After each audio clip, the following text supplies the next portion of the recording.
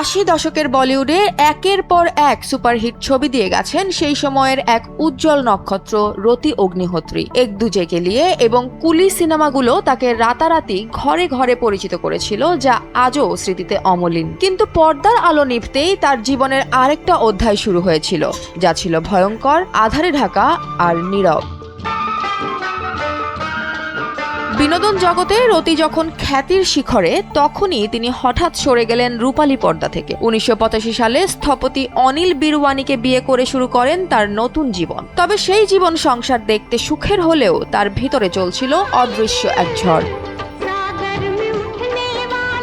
এক আবেগঘন সাক্ষাৎকারে রতি জানান, বিয়ের পর থেকেই তার উপর শুরু হয় শারীরিক নির্যাতন। দিন গড়িয়ে বছর চলে যায় আর তিনি তা সহ্য করে যান নিঃশব্দে। কারণ বিয়ের 1 বছরের মধ্যেই জন্ম নেয় তাদের ছেলে সন্তান তনুজ বিরওয়ানি। অপরদিকে বিবাহ বন্ধনের পবিত্রতায় তিনি বিশ্বাস করতেন এবং ভাবতেন একদিন হয়তো সব ঠিক হয়ে যাবে। কিন্তু নির্যাতনের পদ্ধতি ছিল ভয়ঙ্কর। রতি বলেন, আমাকে এমন জায়গায় আঘাত করা হতো যেন বাইরে থেকে দেখে বোঝা না যায়, যাতে বাইরের দুনিয়ার সামনে সুখী পরিবারের মুখোশ টিকিয়ে রাখা যায়।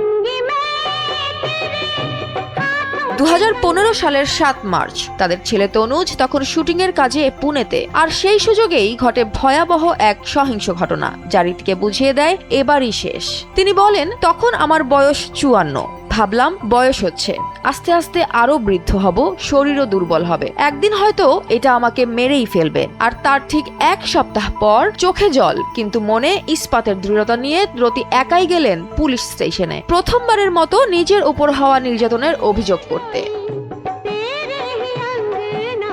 বিগত 3 দশকের নীরবতা ভেঙে রতি বেছে নিয়েছিলেন স্বাধীনতাকে। হিন্দুস্তান টাইমসের তথ্য মতে তিনি এখন বেশিরভাগ সময় কাটান পোল্যান্ডে। বোন অনিতার সঙ্গে মিলে সেখানে পরিচালনা করছেন একটি রেস্টুরেন্ট। নতুন জীবন, নতুন লড়াই, কিন্তু এবার আর ভয় নেই, আছে শুধু স্বস্তি।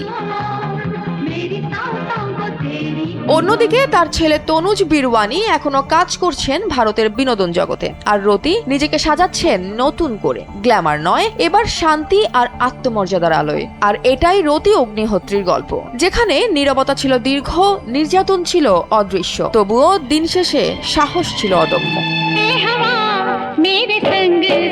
তার গল্প শুধু একটি জীবনের নয়, বরং হাজারো নারীর যারা নীরবতার আড়ালে লড়ে যাচ্ছেন প্রতিদিন। জয়া হাসান, NPB।